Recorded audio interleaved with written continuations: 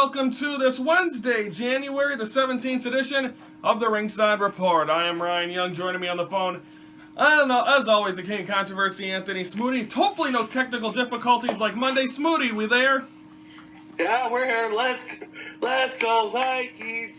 Congratulations to the Vikings. I hope everyone survived the snowstorm in the Midwest this weekend. It was a little rough, so hopefully everyone's doing okay. It's Wednesday, so let's recap Monday Night Raw, okay, Smoods? Yes, from San Antonio, Texas. Everything's bigger in Texas, Smoody. We've seen it. Braun Strowman comes out and pretty much says what he did last week. You know, he did that. He's going to win the title. Kurt Angle comes out and says, you wrecked a lot of equipment. You hurt a lot of people. You're fired. You're gone. So then Braun Strowman gets taken by security out of the building, but then he don't. He destroys the building. He destroys wrestlers and catering. He eats some cake. Braun Strowman went on a rampage. Then, later on in the night, he comes back out, throws Michael Cole, after he found out he was back to being hired after being fired, to Stephanie McMahon. Then he throws Michael Cole off the stage. Braun Strowman is a loose cannon right now. Well, he's not like Brian Pillman, but he's a little more looser because he got fired by Kurt Angle for destroying, but he ends up ruining almost everything. But that guy with the cake, that was a classic moment. I thought he was going to throw that cake through his face. I did not think he was going to. I did not think he was going to eat the cake. I didn't expect Braun to go that crazy. I thought they were literally called the cops. Stephanie, she had to do something. She did. Titus and Apollo Crews defeat the B.A.R. Cedric Alexander gets a win over Tony Nese. By the way, that match is officially made for Survivor Series. Royal Rumble coming up next week. I don't know where the hell I'm at, Smoody. We'll be at the Royal Rumble a week from Sunday. Asuka defeats Nia Jax due to an injury to Nia Jax. Dash and Dawson get a victory. Roman Reigns defeats The Miz Taraj. Don't forget, next week on Monday Night Raw, Raw 25, Miz gets his Intercontinental title rematch against Roman Reigns. Sonya Deville, Tony, we're gonna talk about Paige in the next segment, but she was out there for that. She helps Sonya Deville, Sasha Banks, get a win over Sasha Banks. Tony, finally, Matt Hardy's broken. He can finally say delete. All that the court stuff is done. We finally got to see the real woken/broken Matt Hardy get a victory over Heath Slater. Well, Matt Hardy definitely deserves to get finally once he's coming to him. Now we just got to see the Hardys. Maybe we'll see the WWE cameras go to the Hardy compound, and maybe we'll see it like we saw at TNA. Yes, we could. We'll see if that'll be the case coming up in due time. And of course, Jeff Hardy's going to have a big key. Do you think when Jeff Hardy comes back, which I believe will be after WrestleMania, do you see him coming back as Broken Jeff or Brother Nero, or do you see him being against Matt Hardy? I see him with Brother Nero, and maybe we'll see something where that big fat guy comes in with the book, and every time Matt Hardy gets that, and that guy shows up with the book. I want the gardener back. What was the gardener's name? Pedro? No, it wasn't Pedro. I don't know. And then Seth Rollins defeats Senior Benjamin. Senor Benjamin. And then Vanguard won. And then Seth Rollins got a win over Finn Balor. So that is Monday Night Raw from San Antonio. Tony, Raw 25, more names announced. Chris Jericho, after coming off his loss to Kenny Omega at Wrestle Kingdom, he's going to be at Raw 25. The Boogeyman's going to be there. My nephew Braden is scared shitless of the Boogeyman. So I don't know. Don't clap for people being scared, you big bully. So I don't know what to expect, Tony. But I think next week. Don't forget. Go ahead. Don't forget. Next week we also get to see Kelly, Maria Kanellis, Terry, Trish, Lita. We get Jacqueline, Michelle McCool, Jacqueline, and I believe there was no AJ Lee or Polka Dots, so I guess they're not going to show up. I got into an argument last week with a kid on Facebook. He thinks CM Punk's going to show up. There's not a chance in hell that CM Punk shows up. Not a chance. I don't think CM Punk's going to show up. I still think that he might show up at Money in the Bank just to cause a ruckus. I think he's going to show up at that show coming up. Go ahead. speaking of that, my buddy, my huge old Canadian brother, Chris Sater, he showed a picture of Vince McMahon. That guy is effing jacked up, man. You can see the veins. By the way, Monday was Shane McMahon's birthday. Oh, happy birthday to Shane. He's not 49. All right, we're taking a time out. When we come back, we're going to preview Ring of Honor and NXT, plus some headlines that are going around what's going on. We'll talk about that next on the Ringside Report.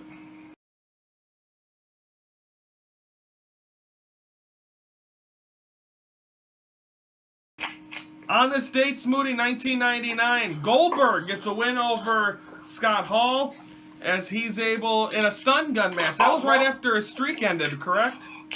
Yeah. With those same... Due to the stun gun, yep. Exactly. Or Starcade, wasn't it? But wasn't it Kevin Nash? Or Kevin Nash beat him, right? Kevin Nash beat him with the jackknife, but Scott Hall used the stun gun.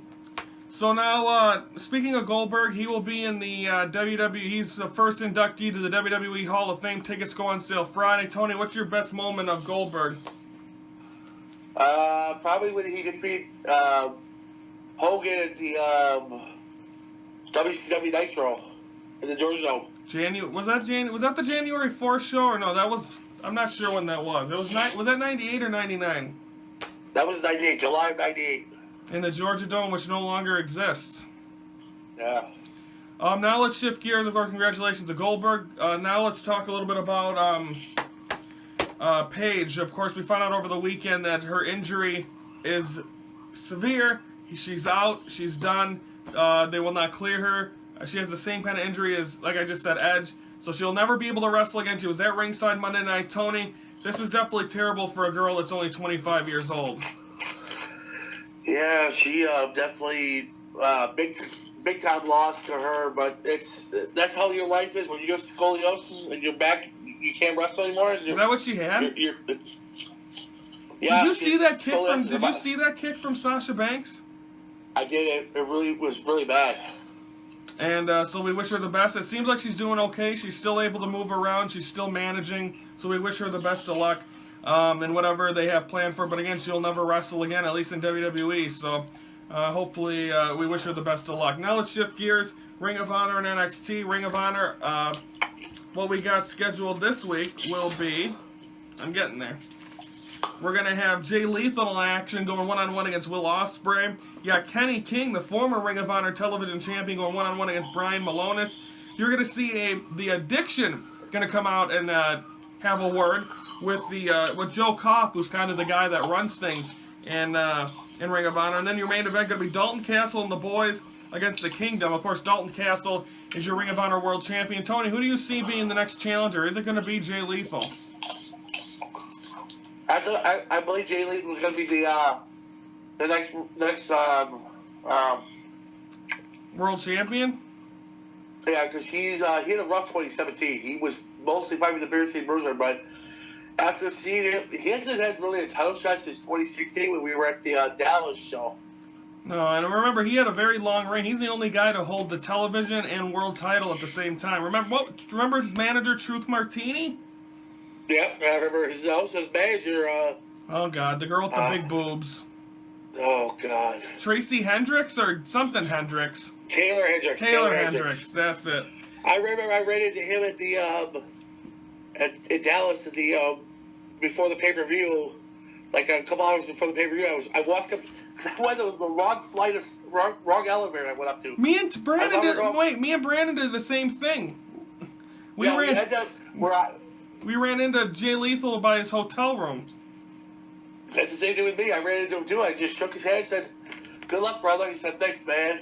That's exciting. Okay, now that's Ring of Honor. You can watch that on the Fight Network app. Now, of course, you got NXT, Tony. Not sure what's coming up on there, but of course you got Extreme Rules coming up at NXT TakeOver Philly. You're gonna have Adam Cole against Aleister Black. Is the winner of that match gonna be getting the title match at TakeOver New Orleans? Aleister Black, it's a pretty good shot at Aleister Black, but I think Adam Cole's got a shot to win the title. Or win the match. So do you think that is a #1 contender match, pretty much? Yeah, this is pretty much the #1 contender match because Adam Cole would definitely go to New Orleans and face what's his name? Andreas Cien Almas. Yeah, but it depends on whoever wins that match in Philadelphia because it's pretty good. Indeed. And then, of course, you got for the NXT World Title, you're going to see Johnny Gargano get his opportunity against Andreas Cien. We talked about it before. We're going to talk about it again. Is this the night Tommaso Ciampa comes back?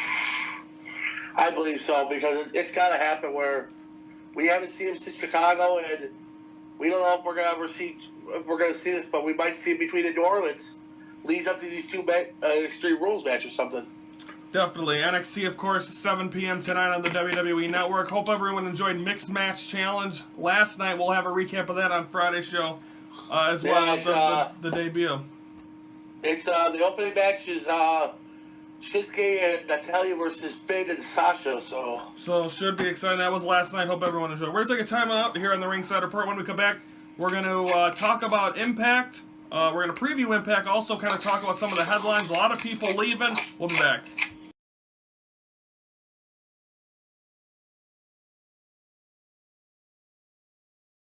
From Studio One, welcome to Tony, your fucking Dr. Pepper opening during my opening, you dickwad. Happy birthday, 76th birthday to the late Muhammad Ali. Oh, man.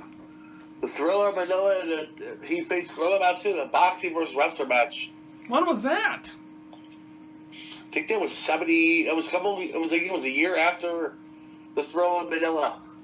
And of course, he was the referee in WrestleMania 1 in the tag team match.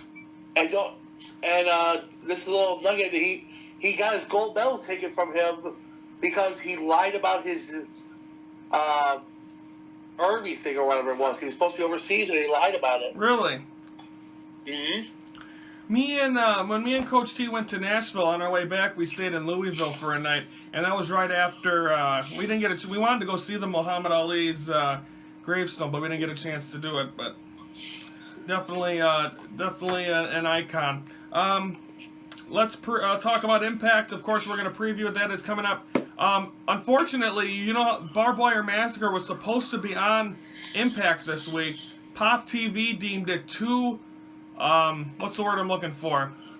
Too extreme, too violent. Yes, and it will now only be on their Twitch channel. It will not be on Impact this week. I am severely upset with this because I'll watch it on Twitch, I guess, but that's not part of Impact, and that was supposed to be the crown jewel of them tapings.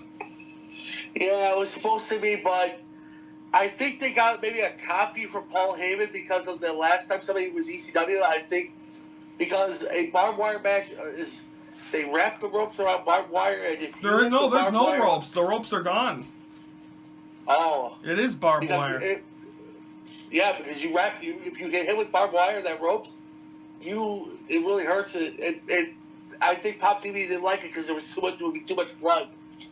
And of course, right now, currently the Impact tapings are going on this past week, over the weekend for these new set of tapings, and apparently Tony Lashley and EC3 are gone. Rumor has it, is one or both of them going to be in the Royal Rumble? Probably both of them. Because Lashley had a good run in WWE.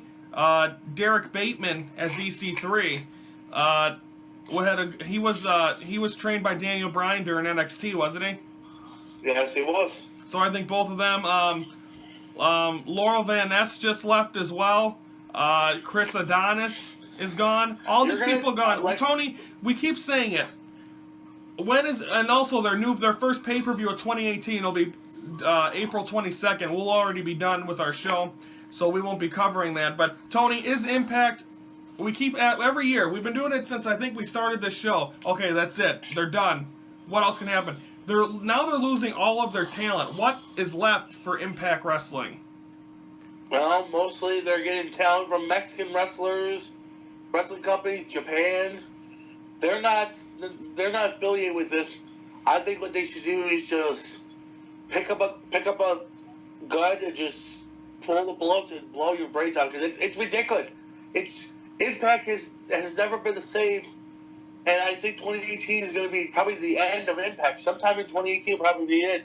Because once their ratings go down, they're on a bad night. They're on Thursday night. Remember, you went against Thursday Night Football. It's ridiculous.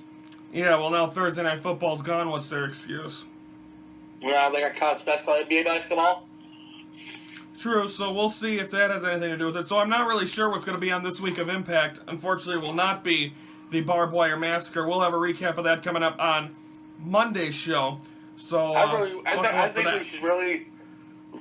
we should really just quit talking about Impact because they're really just nothing but garbage. Yeah, we have to cover them. I enjoy watching it. It's just it's sad to see. And by the way, I also read there's so many spoilers. We're not going to give you spoilers because that's not what we do. There's